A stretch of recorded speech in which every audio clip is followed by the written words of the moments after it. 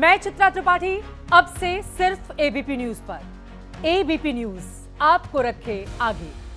और अब चलिए आगे बढ़ते हुए एक बड़ी खबर मैं आपको बताने जा रहा हूं। हरियाणा में शपथ ग्रहण समारोह पर यह बड़ी खबर है। हरियाणा में शपथ ग्रहण पर दिल्ली में बैठक हुई। अमित शाह के घर पर मंत्रिमंडल और शपथ ग्रहण पर चर्चा। पीएम मोदी के सामने रखे जाएंगे मंत्रिमंडल के संभावित नाम। सूत्रों के हवाले से यह खबर मैं आपको बता रहा हूं। हरियाणा में 15 अक्टूबर को शपथ ग्रहण संभव है और इसी को लेकर चर्चा होनी है, इसी को लेकर तैयारी होनी है। कौन कौन से नाम होंगे, पहले जो शपथ ग्रहण होगा उसमें कौन कौन मंत्री बनाए जाएंगे, क्योंकि बहुत बयान भी पहले सामने आ चुके हैं। मुख्यमंत्री कौन होगा, इसके अलावा क्योंकि आखिरी मिनट में भी गेम राजनीति में पलट जाता है, किसके नाम पर मुहर लगेगी, कैबिनेट में कौन कौन होगा, इन सारे नामों पर चर्चा होगी। और ये बैठक होगी अमित शाह के घर पर। शपथ ग्रहण पर तो चर्चा होगी, लेकिन मंत्रिमंडल में किसको किसको शामिल किया जाना है, कौन कौन मंत्री, कौन कौन जो विधायक जीत के आए हैं मंत्री बनने के लिए शपथ लेंगे, उनके नामों पर भी चर्चा होगी। प्रधानमंत्री नरेंद्र मोदी के सामने मंत्रिमंडल के संभावित नाम भी रखे जाएंगे। मनोज्ञा लोईवाल मेरे साथ जुड़ गई हैं इस खबर को विस्तार देने के लिए। सीधा आपको उनके पास लिए चलता हूं। मनोज्ञा, कितने बजे से ये मीटिंग होनी है और संभावित क्या क्या चर्चा हो सकती है, विस्तार से बताइए।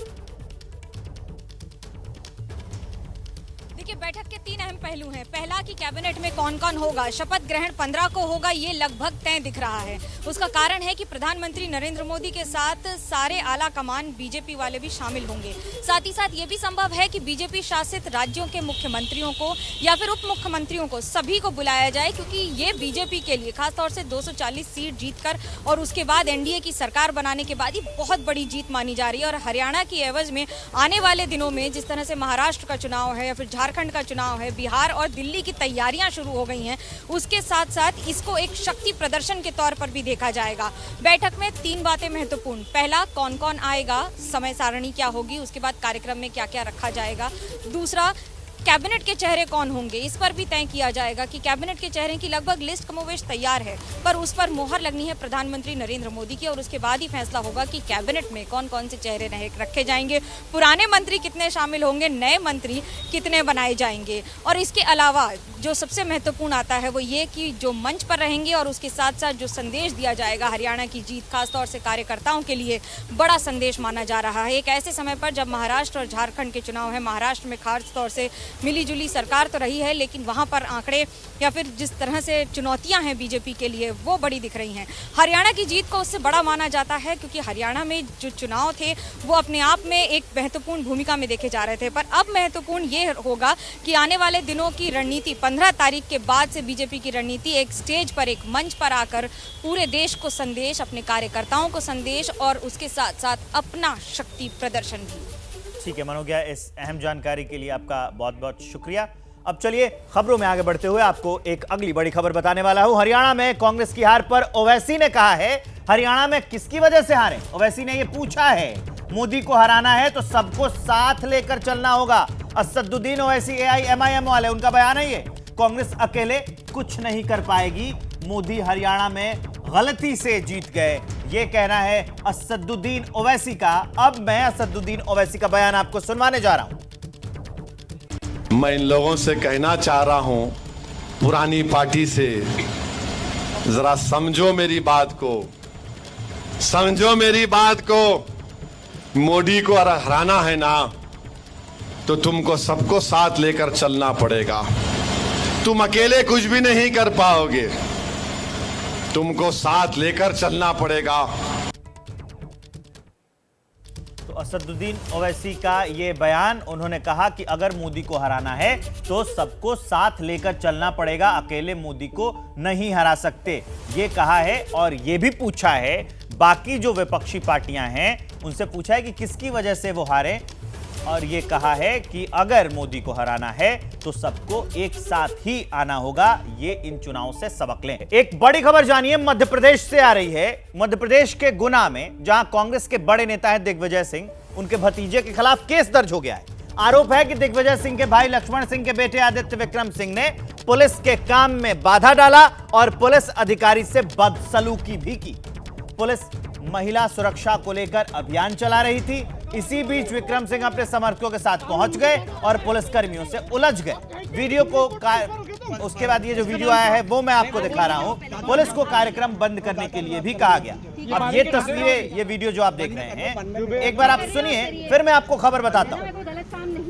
चलो बेटा, चलो अंदर, चलो अंदर, चलो हो गया प्रोग्राम, चलो हाँ हो गया मैडम, चलो अंदर चलो। ये उसी घटना का वीडियो है जिसमें दिग्विजय सिंह के भतीजे हैं, उन पर केस दर्ज हुआ है और उनमें सरकारी काम में बाधा डालने का आरोप लगा है। मध्य प्रदेश के गुना से यह खबर मैं आपको बता रहा था। अब मध्य प्रदेश के डिप्टी सीएम का कहना है कि कांग्रेस की यह प्रवृत्ति है, ऐसी प्रवृत्ति होती है। लोकसभा चुनाव में हार से कांग्रेस के नेता विचलित हो गए हैं, ये पलटवार किया है मध्य प्रदेश के डिप्टी सीएम ने। अब मैं आपको उनका बयान सुना रहा हूं, जगदीश देवड़ा का। कानून अपना काम करेगा और मुझे लगता है कि कुछ कहने की आवश्यकता नहीं है। ऐसे लोगों के खिलाफ, जो लोग इस प्रकार का कृत्य कर रहे हैं, उनके खिलाफ कड़ी से कड़ी कार्रवाई होना चाहिए और कानून अपना काम कर रहा है।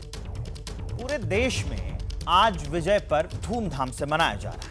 वैसे तो तकरीबन पूरे देश में यह उत्सव मनाया जाता है, लेकिन बंगाली समाज के लिए इसका खास महत्व है। कोलकाता में आज कई जगहों पर मां की विदाई से पहले सिंदूर खेला की परंपरा निभाई जा रही है। दिल्ली के सीआर पार्क में भी धूमधाम से यह उत्सव मनाया जा रहा है। वहीं से आई हैं ये तस्वीरें जो मैं आपको दिखा रहा हूं। आपकी टीवी स्क्रीन पर इस वक्त दो तस्वीरें चल रही हैं, एक तो कोलकाता से सिंदूर खेला की और दूसरी दिल्ली के सीआर पार्क से दुर्गा पूजा की तस्वीरें। यहां भी भव्य दुर्गा पूजा का आयोजन होता है। ये आ गई हैं कोलकाता से तस्वीरें। पहले तो सिंदूर खेला में मां दुर्गा को सिंदूर अर्पित किया जाता है, उसके बाद जो महिलाएं होती हैं वो एक दूसरे को सिंदूर लगाती हैं।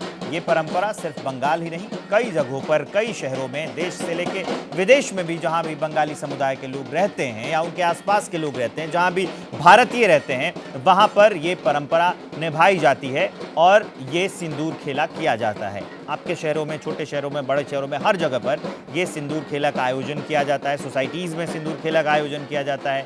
विजयादशमी में ये जो परंपरा है ये निभाई जाती है। काफ़ी धूमधाम से उत्सव की तरह आज का ये जो सिंदूर खेला की जो रस्म है वो निभाई जाती है। हम उसकी तस्वीर आपको दिखा रहे हैं कोलकाता से, जो अलग अलग तस्वीरें आई हैं। आज विजयादशमी का दिन है, आज शाम को रावण दहन भी होगा, लेकिन उससे पहले क्या तैयारियां हैं, कैसे उत्सव मनाया जा रहा है बंगाल और बाकी राज्यों में। अभी फिलहाल जो मैं आपको तस्वीरें दिखा रहा हूं ये राजधानी दिल्ली के सीआर पार्क की तस्वीरें हैं। यहाँ पर भी भव्य दुर्गा पूजा पंडाल बनाए जाते हैं, दुर्गा पूजा का आयोजन किया जाता है और आज विजयादशमी का दिन।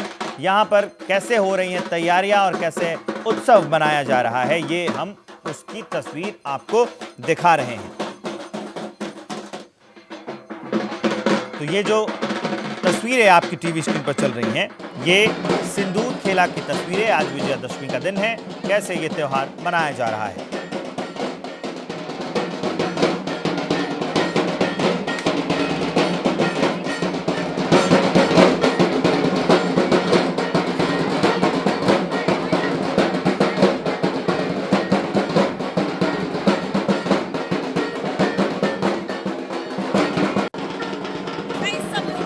दिल्ली के सीआर पार्क के काली मंदिर पूजा पंडाल में, जहां मां दुर्गा की आरती हो रही है। मां दुर्गा की इस आरती के बाद उनकी विसर्जन की बेला की शुरुआत हो जाती है। भोग थाल और इन सब के साथ मां की विदाई की तैयारी होती है। तो वहीं अंजलि के साथ मां को किस तरह से एक विदा किया जाता है उसकी प्रक्रिया आपको बताते हैं। दरअसल दुर्गा को बेटी माना जाता है और जब बेटी की विदाई होती है तो बेटी के लिए किस तरह से ढोल ढाक बजाए जाते हैं वो है। लोगों से ही पूछते हैं कितना भावुक दिन होता है, नवमी की आरती कितनी भावुक होती है सबके। नवमी की रात्रि भावुक इसलिए होती है क्योंकि सबको पता है माँ कल चली जाएगी और नवमी के जो पूजा है वो माँ सिद्धिदात्री की पूजा होती है। माँ की आज बहुत ही शुभ है, जो भी माँ मनोकामना है वो सब माँ पूरी करती है। सिद्धिदात्री नाम इसलिए कि माँ सारी मन्नतें पूरी करती हैं। माँ की आरती नवमी के साथ आज अंतिम विदाई, कितनी भावनाओं का क्या हाल है। बहुत ही बुरा लगता है। ये हर साल ऐसा आता है और again we look forward to the next year so that माँ दुर्गा कम्स बैक। देखिए महत्वपूर्ण इसलिए हो जाता है क्योंकि ये कहा जाता है कि माँ जब आती है तो सबको आशीर्वाद देकर जाती हैं। इसीलिए कहा जाता है कि आस्थे बोझोर आभार हो गए, यानी कि अगले वर्ष माँ फिर आएंगी और फिर ठीक इसी तरह से आशीर्वाद देकर जाएंगी। आरती है, आज माँ की नवमी की आरती है, विदा करने की तैयारी हो रही है माँ को, क्या भावनाएं चलती? देखिए माँ अब तक हमारे साथ थी, अब कल से माँ चली जाएंगे हमारे को छोड़ के वापस, तो बहुत अच्छा भी लग रहा है और ये भी है कि कल के लिए दुख भी हो रहा है।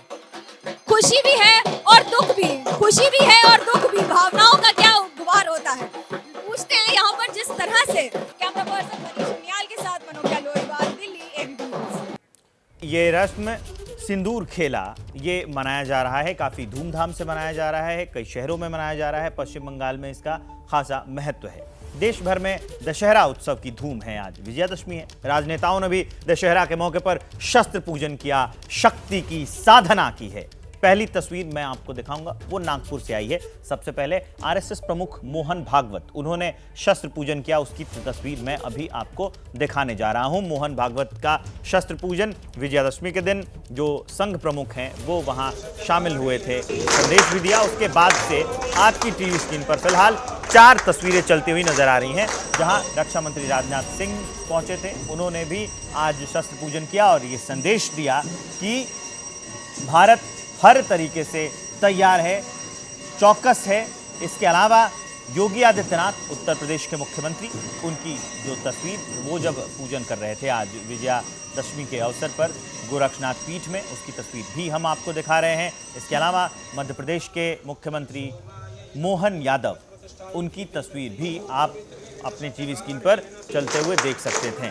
तो ये 4 तस्वीरें हम आपको दिखा रहे हैं, जिसमें एक मोहन भागवत की तस्वीर विजयादशमी के अवसर पर जो शस्त्र पूजन किया जाता है आरएसएस के द्वारा, संघ के द्वारा की, और दूसरे में आपको राजनाथ सिंह दिखाई दे रहे हैं, तीसरे में आपको उत्तर प्रदेश के मुख्यमंत्री योगी आदित्यनाथ और चौथे में मध्य प्रदेश के सीएम मोहन यादव। एक बार सुनिए, फिर मैं आपको बाकी खबरें बताता हूँ।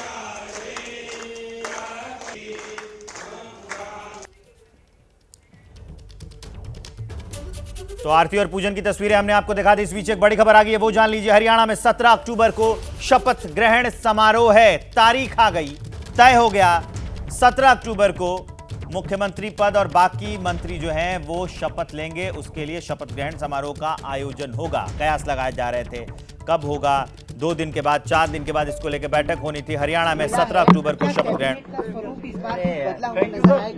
मुख्यमंत्री का प्रेरोगेटिव है, वो करेंगे। सर सामने भी लिखा है कि कांग्रेस जो है वो हरियाणा में ओवर कॉन्फिडेंस थी, इसीलिए नतीजे ऐसे आए। क्या दोबारा से एक बार फूट पड़ती दिखाई दे रही गठबंधन में?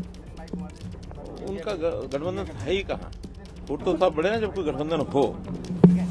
आखिर उसी गठबंधन में वो एक दूसरे का सहयोग मांगते हुए और अलायंस करते हुए नजर आए। वहीं फिर एक दूसरे ने नकारा और पार्टियों ने ये भी नारा दिया कि उनकी जो सहयोगी पार्टियां और जो जिसके साथ गठबंधन करने की बात वो करते रहे कि भी सनम डूबेंगे, खुद अकेले डूबेंगे, तुम्हारे साथ क्यों डूबेंगे? कांग्रेस कहती है कि सनम हम तो डूबेंगे, तुम्हें साथ लेके डूबेंगे। तो वो ना साथ आगे चलने में साथी हैं, ना डूबने में साथी हैं। डूबेंगे भी अलग अलग, साथ चलेंगे तब भी अलग अलग ही रहेंगे, साथ चलने वाली स्थिति नहीं होगी। Thank you sir. तो ये हरियाणा में 17 अक्टूबर को शपथ ग्रहण होना है। मैं आपको बयान सुनवा रहा था और उस पर जब पत्रकारों ने पूछा तो कांग्रेस पर भी निशाना साधा है मनोहर लाल खट्टर ने। अब चलिए इस खबर को विस्तार देने के लिए सीधे चलते हैं मेरे सहयोगी विशाल पांडे के पास, वो मेरे साथ जुड़ गए हैं। 17 तारीख को दिन तय हो गया है शपथ ग्रहण होने का। नाम कौन कौन से आए हैं, इसके बारे में कोई जानकारी विशाल? देखिए अभी इसके लिए थोड़ा इंतजार करना होगा, लेकिन फिलहाल बड़ी खबर यह है कि हरियाणा में 17 अक्टूबर को शपथ ग्रहण समारोह होगा। नायब सैनी दूसरी बार मुख्यमंत्री पद की शपथ लेंगे। प्रधानमंत्री नरेंद्र मोदी के साथ एनडीए शासित राज्यों के मुख्यमंत्री इस शपथ ग्रहण समारोह में शामिल होंगे। सुबह 10 बजे का समय रखा गया। हरियाणा के पंचकुला के परेड ग्राउंड में ये शपथ ग्रहण समारोह होगा, क्योंकि हरियाणा में लगातार तीसरी बार बीजेपी सरकार बनाने में कामयाब रही है। तो बीजेपी इस मौके को एक बड़े इवेंट के तौर पर जरूर दिखाना चाहेगी और यही वजह है कि थोड़ा समय यहाँ पर शपथ ग्रहण समारोह में जरूर बीजेपी ने लिया, लेकिन इसे काफी भव्य बनाने की तैयारी है। 17 अक्टूबर को हरियाणा के पंचकुला में नायब सैनी तीसरी बार मुख्यमंत्री पद की शपथ लेंगे और सूत्र बता रहे हैं उनके साथ कई मंत्री पद की भी शपथ जो विधायक जीते हैं भाजपा के वो लेंगे और इसमें खास तौर पर जो क्षेत्रीय और जातिगत समीकरण है उनका विशेष ख्याल बीजेपी हरियाणा में रखेगी। और इससे एक संदेश भी देना है, एक तो जीत का और ऊपर से हरियाणा जैसा राज्य जो काफी मतलब राजनीतिक पंडितों और जो आंकड़ा बताया जा रहा है उसके अनुसार भी संभावित नहीं था, तो बीजेपी ने इसके लिए पूरी तैयारियां कर ली हैं।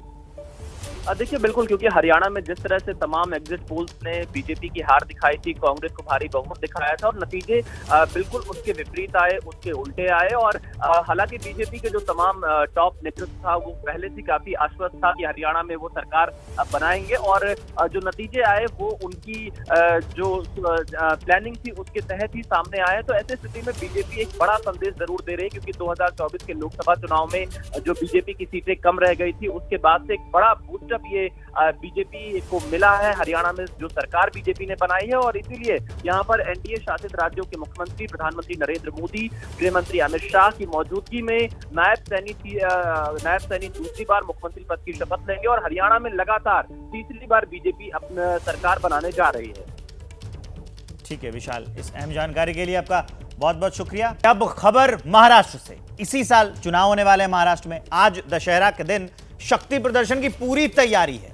वहां संवाददाता हैं कृष्णा ठाकुर बता रहे हैं कि शिवाजी पार्क में उद्धव ठाकरे की रैली जो आज शिवाजी पार्क में होनी है, शक्ति प्रदर्शन होना है, उसकी तैयारियां क्या क्या है, रिपोर्ट देखिए।